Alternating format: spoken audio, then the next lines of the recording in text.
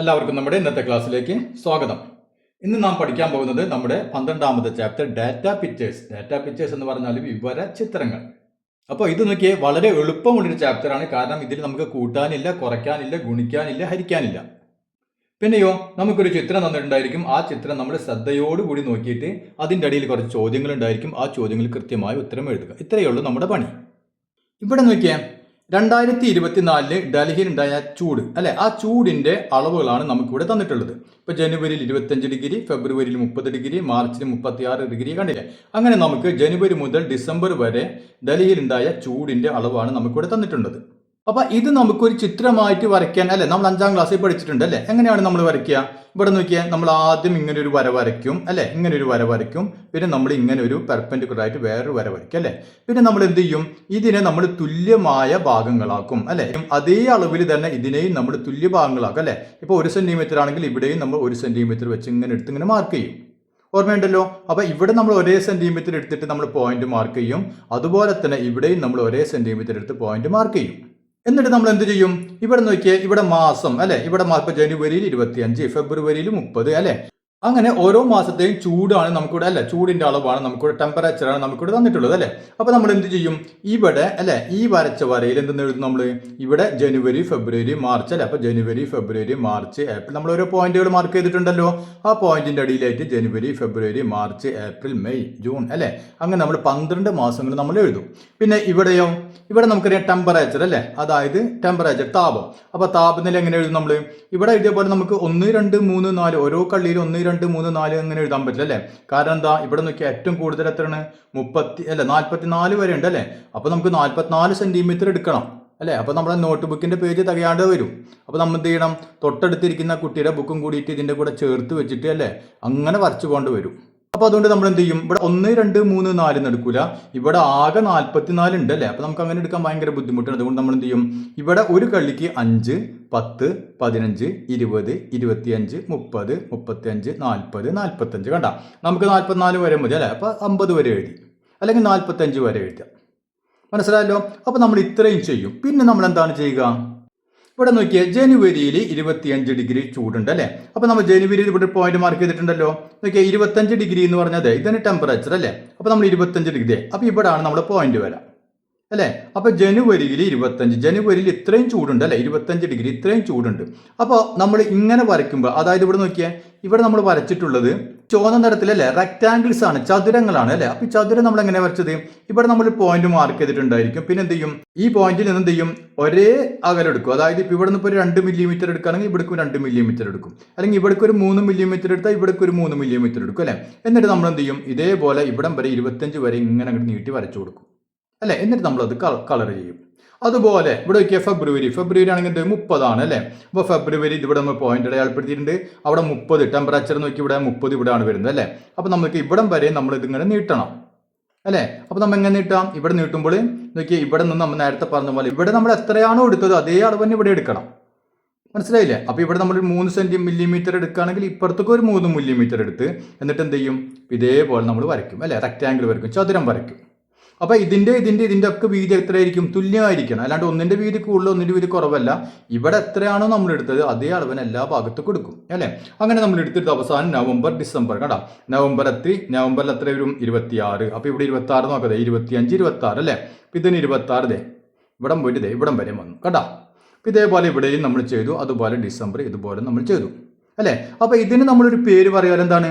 Bar chart അല്ലെങ്കിൽ bar graph എന്നാണ് ഇതിനെ നമ്മൾ പറയുക. അപ്പൊ നമ്മൾ ബാർ മിഠായി എന്നൊക്കെ പറയാറുണ്ട് അല്ലെ. അതുപോലെ ഇതിന് നമ്മൾ എന്ത് പറയും? ബാർ ചാർട്ട് എന്ന് പറയും, അല്ലെങ്കിൽ നമ്മൾ ബാർ ഗ്രാഫ് എന്നും പറയും. മനസ്സിലായില്ലേ? അപ്പൊ ഇങ്ങനെ വരയ്ക്കുന്നതിനാണ് നമ്മൾ എന്ത് പറയാ? ബാർ ചാർട്ട് അല്ലെങ്കിൽ ബാർ ഗ്രാഫ് അല്ലെ. മലയാളത്തിൽ എന്ത് പറയും?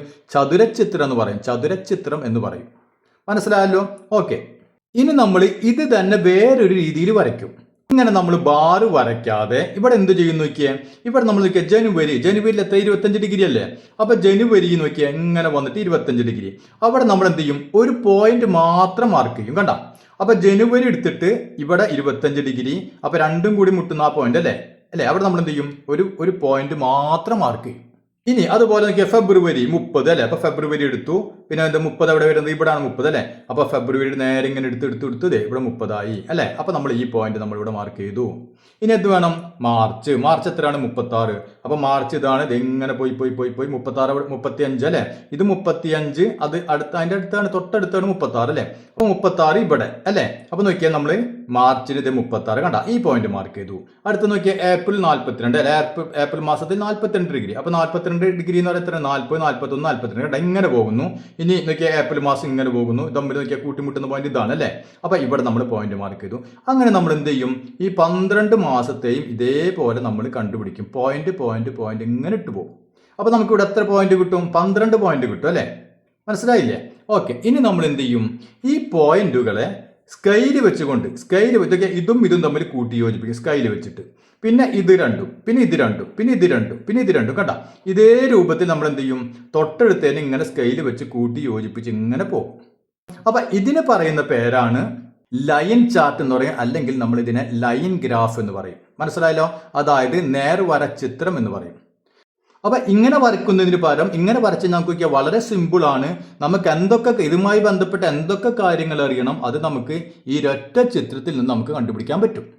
മനസ്സിലായല്ലോ? അപ്പൊ നമ്മൾ പരീക്ഷയ്ക്ക് തന്നെ ചോദ്യം ചോദിക്കാം. ഇതേപോലെ ഒരു ചിത്രം തന്നിട്ട് നമ്മളോട് കുറച്ച് ചോദ്യങ്ങൾ ഉണ്ടാവും. ആ ചോദ്യങ്ങൾക്ക് നമ്മൾ ഉത്തരം എഴുതേണ്ടി വരും. ഇതിന്റെ ഇടയിൽ കുറച്ച് ചോദ്യങ്ങളുണ്ട് അല്ലെ? ആ ചോദ്യങ്ങൾക്ക് നമുക്ക് ഉത്തരം കണ്ടുപിടിച്ച് നോക്കാം. നമ്മൾ ആ ടേബിൾ നോക്കുന്നില്ല. മനസ്സിലായാലും നമ്മുടെ ടേബിൾ ഉണ്ടായിരുന്നല്ലോ അല്ലെ? നമുക്ക് ടെമ്പറേച്ചർ എന്ന ടേബിൾ നോക്കുന്നില്ല. ഈ ചിത്രം മാത്രം നോക്കിയിട്ട് നമ്മൾ ഈ ചോദ്യങ്ങൾക്ക് ഉത്തരം കണ്ടുപിടിക്കാൻ പോകുന്നു. ഓക്കെ ആണല്ലോ? ഓക്കെ. ഫസ്റ്റ് ചോദ്യം നോക്കിയാൽ, what is the highest temperature of the year? അതായത് ഏറ്റവും ഉയർന്ന ടെമ്പറേച്ചർ എത്ര ഡിഗ്രിയാണ്? മനസ്സിലായില്ലേ? അപ്പൊ ഇതിൽ നോക്കിയിട്ട് നമ്മൾ കണ്ടുപിടിക്കണം, ഇതിൽ ഏറ്റവും ഉയർന്ന ടെമ്പറേച്ചർ എത്ര ഡിഗ്രിയാണ് നമ്മൾ കണ്ടുപിടിക്കണം. അപ്പൊ നമ്മൾ നോക്കിയാൽ ഏറ്റവും ഉയർന്ന ഡിഗ്രി എന്ന് വെച്ചാൽ 10 അല്ല 5, 10, 15, 20 അങ്ങനെ പോയി 45 അല്ലേ? അപ്പൊ ഇവിടെ നോക്കിയാൽ 45. ഇവിടെ എത്ര ഡിഗ്രി വരുന്നത്? 45ന്റെ തൊട്ട് താഴെ അല്ലേ? അതായത് ഇവിടെ ഇതാണ് ഏറ്റവും കൂടുതൽ ചൂട് വരുന്നത് അല്ലേ? അപ്പൊ നമുക്ക് എത്ര എഴുതാം? 44 ഡിഗ്രി. മനസ്സിലായല്ലോ? അപ്പൊ ആദ്യത്തെ ചോദ്യത്തിന് നമുക്ക് ഉത്തരം കിട്ടി. കണ്ട, നമ്മൾ ആ പട്ടിക നോക്കാതെ ടേബിൾ നോക്കാതെ തന്നെ ഇതിൽ നിന്ന് നമുക്ക് ഉത്തരം കിട്ടും അല്ലെ? അപ്പോൾ what is the highest temperature of the year അല്ലെ? അപ്പൊ ഏറ്റവും ഉയർന്ന ടെമ്പറേച്ചർ, ഏറ്റവും ഉയർന്ന താപനില എത്ര ഡിഗ്രിയാണ്? നമ്മൾ ഉത്തരം എഴുതാം 44 ഡിഗ്രി. ഇനി അടുത്ത ചോദ്യം നോക്കിയാൽ, in which month was it അല്ലെ? അപ്പൊ ഏത് മാസത്തിലാണ് ഏറ്റവും കൂടുതൽ ടെമ്പറേച്ചർ വരുന്നതെന്ന്.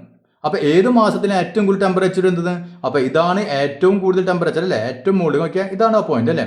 അപ്പൊ ഏത് മാസത്തിലാണ് വരുന്നത് നോക്കിയാൽ, നേരെ ഇങ്ങോട്ട് അടിക്ക് നോക്കിയാൽ ഏത് മാസത്തിലാണ്? മെയ് മാസത്തിൽ അല്ലെ? അപ്പൊ നമുക്ക് അതിന് ഉത്തരം കിട്ടി മെയ് മാസം അല്ലെ? അപ്പൊ മെയ്ന്ന് ഉത്തരം എഴുതാം. ഇനി അടുത്ത ചോദ്യം നോക്കിയേ, which of the months in the year can be called the summer season അല്ലെ? അതായത് ഈ വർഷം അല്ലെ, ഇപ്പൊ നോക്കിയാൽ നമുക്ക് ജനുവരി മുതൽ ഡിസംബർ വരെയുള്ള മാസത്തിൽ ചൂട് നമുക്ക് തന്നിട്ടുണ്ട് അല്ലെ? അപ്പൊ ഈ വർഷത്തെ ഏതൊക്കെ മാസങ്ങൾ നമുക്ക് സമ്മർ സീസൺ എന്ന് വിളിക്കാം? അതായത് നമ്മൾ പറയും ചൂടുകാലം എന്നൊക്കെ പറയും അല്ലെ? ഉഷ്ണക്കാലം എന്നൊക്കെ പറയും അല്ലെ? അപ്പൊ നമ്മൾ ഉഷ്ണക്കാലം അല്ലെങ്കിൽ ചൂടുകാലം എന്നൊക്കെ വിളിക്കുക ഏത് മാസത്തിനൊക്കെ നമുക്ക് ചൂടുകാലം അല്ലെങ്കിൽ സമ്മർ സീസൺ എന്ന് വിളിക്കാൻ പറ്റും അല്ലെ? അപ്പൊ സമ്മർ സീസൺ എന്ന് വിളിക്കാൻ നമ്മൾ എപ്പോഴും ഏറ്റവും ചൂടുള്ള മാസം അല്ലെ? നമുക്കറിയാം സ്കൂൾ പൂട്ടിനൊക്കെ ഭയങ്കര ചൂടായിരിക്കും അല്ലെ? അപ്പൊ സാധാരണ സ്കൂൾ പൂട്ടിന് നമ്മൾ സമ്മർ സീസൺ എന്ന് പറയാം. ഇതിപ്പോ നമുക്ക് ഡൽഹിയിലത്തെ ചൂടാണ് തന്നിട്ടുള്ളത് അല്ലെ? നമ്മുടെ നാട്ടിലൊക്കെ ആണെങ്കിൽ നമുക്കറിയാം ഏപ്രിലും മെയ്യിലൊക്കെയാണ് ചൂട് കൂടുതൽ അല്ലെ? അപ്പൊ നമുക്ക് ഗ്രാഫിൽ നിന്ന് ഏത് മാസമാണ് ചൂട് കൂടുതലെന്ന് നോക്കാം. ഇവിടെ നോക്കിയാൽ ഏറ്റവും കൂടുതൽ ചൂട് ഏത് മാസം നോക്കിയാൽ നമുക്ക് കിട്ടിയത്? നമ്മൾ പറഞ്ഞല്ലേ, ഇവിടെയൊക്കെ മെയ്യിലാണ് നമുക്ക് എത്ര കിട്ടിയത്? 44 ഡിഗ്രി. ഇനി അടുത്ത ചൂട് നോക്കിയാൽ എവിടെയാണ് വരുന്നത്? ഈ പോയിന്റ് അല്ലെ? ഈ പോയിന്റ് എത്ര നോക്കിയാൽ എത്ര ഡിഗ്രിയാ? 42 ഡിഗ്രി അല്ലെ? 42 ഡിഗ്രി ഏത് മാസമാണ് നോക്കിയാൽ? ഏപ്രിൽ മാസം അല്ലെ? അപ്പൊ ഏപ്രിലില് 42 ഡിഗ്രി വരുന്നുണ്ട്, മെയ്യില് 44 ഡിഗ്രി വരുന്നുണ്ട് അല്ലെ? ഇനി അടുത്തത് നോക്കിയാൽ, അടുത്തത് ജൂൺ അല്ലെ? ജൂണിൽ നോക്കിയാൽ കുറച്ചും കൂടി കുറഞ്ഞു അല്ലെ? ഇതിന്റെ നേരെ നോക്കിയാൽ 41 ഡിഗ്രി അല്ലെ? അപ്പൊ നമ്മൾ 2 മാസം എഴുതിയാൽ മതി, അല്ലാണ്ട് 3-4 മാസം ഒന്നും എഴുതാൻ നിൽക്കണ്ട. നമ്മൾ 2 മാസം, അതിൽ ഏറ്റവും ചൂട് കൂടുതലുള്ള 2 മാസത്തിന്റെ പേര് എഴുതാം. അപ്പൊ ഏതൊക്കെയാണ് ഇവിടെ നമുക്ക് വരാം? ഏപ്രിലും മെയ്യും അല്ലെ? അപ്പൊ നമ്മുടെ മൂന്നാമത്തെ ചോദ്യത്തിന് ഉത്തരമായി ഏപ്രിൽ മാസവും മെയ് മാസവും. ഇനി നമുക്ക് 4ാമത്തെ ചോദ്യം നോക്കിയേ, between which 2 consecutive months did the maximum temperature increase the most? അതായത് അടുത്തടുത്ത ഏത് മാസങ്ങൾക്കിടയിലാണ് ഏറ്റവും കൂടുതൽ ടെമ്പറേച്ചർ കൂടിയതെന്ന് അല്ലെ? അപ്പൊ അടുത്തടുത്ത ഏത് മാസങ്ങൾക്കിടയിലാണ് ടെമ്പറേച്ചർ ഏറ്റവും കൂടിയത്? ഇവിടെ നോക്കിയാൽ അടുത്തടുത്ത ഏത് മാസം അല്ല, തൊട്ടടുത്ത മാസങ്ങളായിരിക്കണം. അതിൽ എവിടെയാണ് ടെമ്പറേച്ചർ ഏറ്റവും കൂടുതൽ വരുന്നത്? ഇവിടെ നോക്കിയാൽ ഇവിടെ ഇതാണ് നമ്മുടെ മാക്സിമം ടെമ്പറേച്ചർ അല്ലെ? 44 ഡിഗ്രി. പിന്നെ തൊട്ടടുത്ത് ഏതാണ്? നമ്മളെ ഏപ്രിൽ മാസത്തിൽ അല്ലെ? 42 ഡിഗ്രി അല്ലെ? അപ്പൊ ഏത് 2 മാസങ്ങൾക്കിടയിലാണ് ടെമ്പറേച്ചർ കൂടിയത്? ഏപ്രിലും മെയ്യും അല്ലേ. അപ്പോൾ നമുക്ക് എന്ത് എഴുതാം? April and May. മനസ്സിലായല്ലോ. അപ്പോൾ അതും നമുക്ക് ഇതിൽ നിന്ന് ഉത്തരം കിട്ടി അല്ലേ. ഇനി അടുത്ത ചോദ്യം നോക്കിയാൽ, and between which months did it decrease the most? അതായത് തൊട്ടടുത്ത ഏത് 2 മാസങ്ങൾക്കിടയിലാണ് ടെമ്പറേച്ചർ ഏറ്റവും കുറഞ്ഞതെന്ന് അല്ലേ. അപ്പോൾ ഏത് മാസങ്ങൾക്കിടയിലാണ് ടെമ്പറേച്ചർ കുറഞ്ഞത്? ഇവിടെ നോക്കിയാൽ ടെമ്പറേച്ചർ ഏറ്റവും കുറവ് ഏത് മാസമാണ്? ഒന്ന് നമ്മുടെ ഇവിടെ 25 ഡിഗ്രി ഉള്ളു അല്ലേ.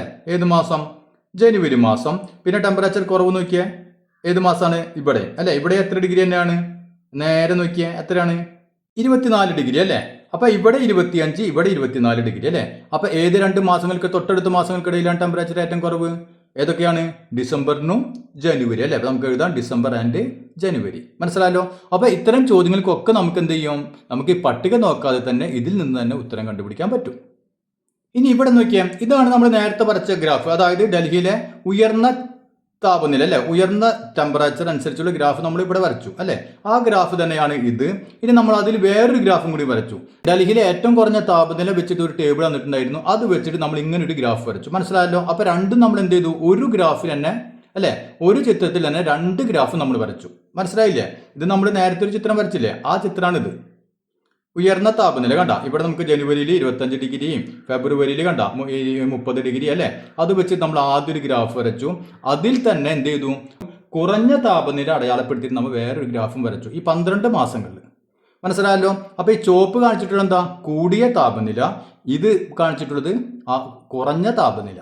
അപ്പൊ 2 ഗ്രാഫ് നമ്മൾ വരച്ചു. ഇനി നമ്മളോട് നോക്കിയാൽ കുറച്ച് ചോദ്യങ്ങളുണ്ട്. ഇതാണ് ഞാൻ പറഞ്ഞത്, പരീക്ഷയ്ക്ക് ഇങ്ങനെ ചോദിക്കുക.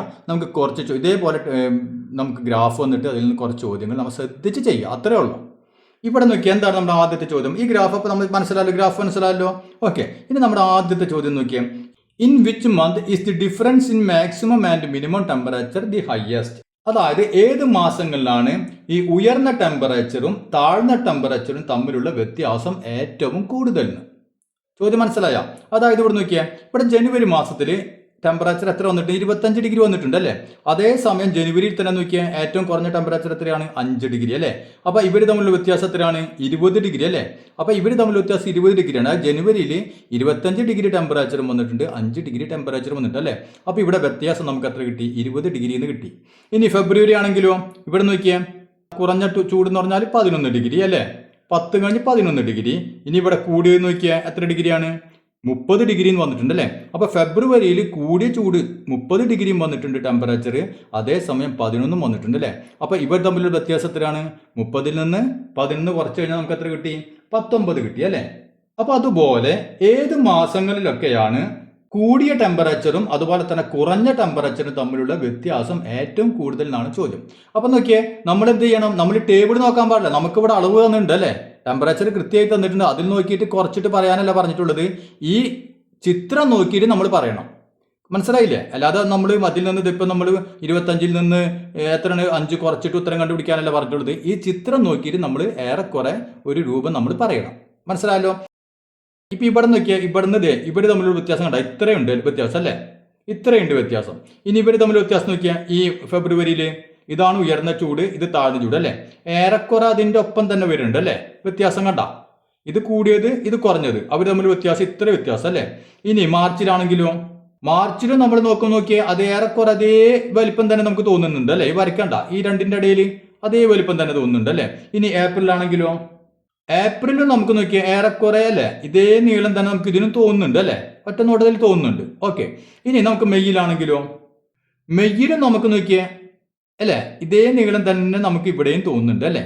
ഇനി നമുക്ക് ജൂൺ നോക്കിയാൽ, ജൂൺ ആയപ്പോൾ നോക്കി ഇവിടെ മുതൽ ഇവിടെ വരെ അല്ലേ ഇതിന്റെ നീളം കുറച്ച് കുറഞ്ഞു, അതായത് വ്യത്യാസം കുറഞ്ഞു. അപ്പൊ ജൂൺ ഇല്ല. ഇനി നോക്കിയാൽ ജൂലൈ നോക്കിയാൽ വ്യത്യാസം കുറച്ചും കൂടിയും കുറഞ്ഞു അല്ലേ. ഓഗസ്റ്റിലോ കുറവ് തന്നെയാണ്, സെപ്റ്റംബറിലോ കുറവ് തന്നെയാണ് അല്ലേ. ഒക്ടോബറിലും ഇതിന്റെ അത്ര ഒന്നുമില്ല അല്ലെ, ഒക്ടോബറിലും കുറവ് തന്നെയാണ്. ഇനി നവംബറിലും ഇതായിട്ട് അപേക്ഷിച്ച് നമുക്ക് കുറച്ച് കുറവ് തന്നെയാണ് അല്ലേ. അപ്പൊ അത് വിടാം. അതേസമയം ഡിസംബർ നോക്കിയാൽ ഇവിടെ മുതൽ ഇവിടെ വരെ അല്ലേ വ്യത്യാസം. അപ്പൊ ഡിസംബറും കുറച്ച് കൂടുതൽ നമുക്ക് തോന്നുന്നുണ്ട് അല്ലേ.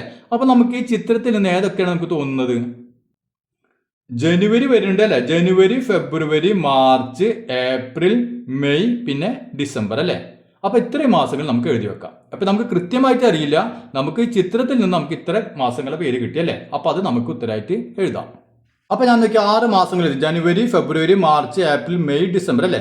അപ്പോൾ ഇതൊക്കെയാണ് നമുക്ക് ചിത്രത്തിൽ നിന്ന് കിട്ടുന്നത് അല്ലേ. ഇത്രയും മാസങ്ങളിലാണ് ഉയർന്ന ചൂടും താഴ്ന്ന ചൂടും തമ്മിലുള്ള വ്യത്യാസം കൂടുതൽ അല്ലേ. അപ്പോൾ ഓക്കെ, ഇനി അടുത്ത ചോദ്യം നോക്കിയാൽ in which month is this difference is least. അതായത് ഈ കൂടിയ ചൂടും അതുപോലെ തന്നെ താഴ്ന്ന ചൂടും തമ്മിലുള്ള വ്യത്യാസം ഏറ്റവും കുറവ് ഏത് മാസത്തിലാണെന്ന്. ഇത് നമ്മൾ കൂടുതലുള്ള മാസങ്ങൾ കണ്ടുപിടിച്ചു അല്ലേ. ഇനി കുറവുള്ള മാസങ്ങൾ ഏതൊക്കെയാണെന്നാണ് ചോദ്യം അല്ലേ. അപ്പോൾ ഇവിടെ നോക്കിയാൽ ഇവിടെയൊക്കെ നമ്മൾ പറഞ്ഞു കൂടുതലാണ് അല്ലേ, വ്യത്യാസം കൂടുതലാണ്. പക്ഷേ ഇവിടെ വരുന്തോറും നോക്കിയാൽ ഏറ്റവും കുറവ് നോക്കിയാൽ കണ്ട ഇത് ചൂട് ഇവിടെ ഏത് മാസം നോക്കി ഇവിടെ ജൂലൈയിൽ അല്ലേ. ഇവിടെ തമ്മിൽ വ്യത്യാസം കണ്ട ഇത്രയല്ലേ ഉള്ളൂ വ്യത്യാസമുള്ളൂ. അതുപോലെ അടുത്ത മാസം നോക്കിയാൽ ഓഗസ്റ്റും അല്ലേ. ഓഗസ്റ്റും വളരെ കുറവാണ് അല്ലേ. ഏറ്റവും കുറവ് എപ്പോഴാണ് ജൂലൈ മാസം. പിന്നെ വ്യത്യാസം കൂടി വരുന്നുണ്ട് അല്ലേ. അപ്പോൾ നമുക്ക് രണ്ടാമത്തെ ഉത്തരം കിട്ടി. ഇനി അടുത്ത ചോദ്യം ഒന്ന് വായിച്ചു നോക്കിയാൽ during which 2 consecutive months does the maximum temperature remain the same.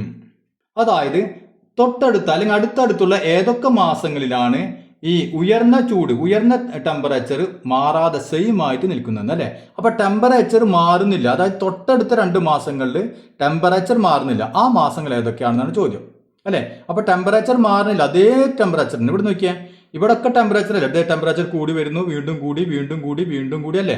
മാസം മാറും തോറും കൂടി വീണ്ടും കുറഞ്ഞു ഇവിടെ എത്തിക്കഴിഞ്ഞപ്പോൾ പിന്നെ നോക്കിയേ അതേ ടെമ്പറേച്ചറിന് അടുത്ത മാസം അല്ലേ.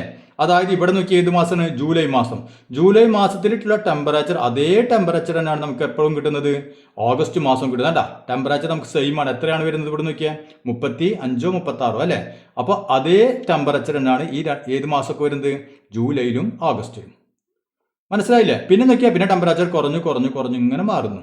അപ്പോൾ ഈ 2 മാസമാണ് ഒരേ ടെമ്പറേച്ചർ അല്ലേ. അപ്പോൾ നമുക്ക് എന്ത് എഴുതാം ജൂലൈ ആൻഡ് ഓഗസ്റ്റ്.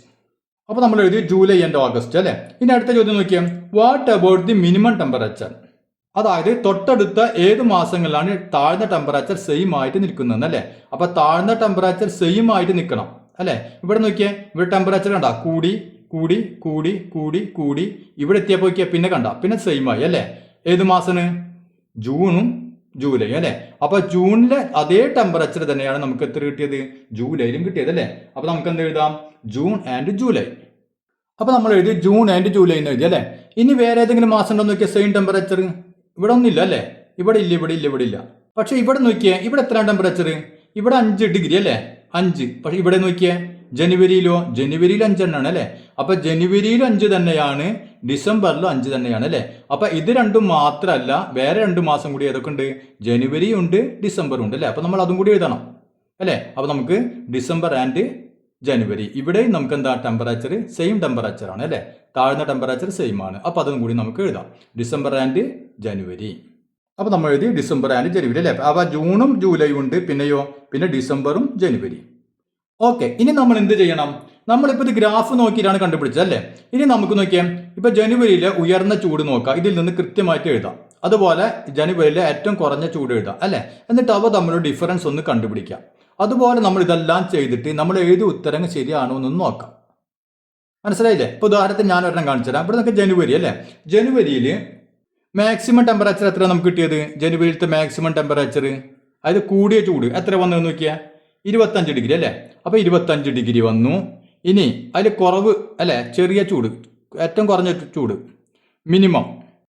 മിനിമം അല്ലെ, കുറവ് ചൂട് എത്രയായിരുന്നു? 5 ഡിഗ്രി അല്ലേ. അപ്പൊ 5 ഡിഗ്രി.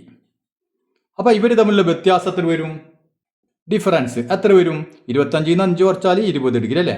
അപ്പൊ ഇവർ തമ്മിലുള്ള വ്യത്യാസം 20 ഡിഗ്രിയാണ്.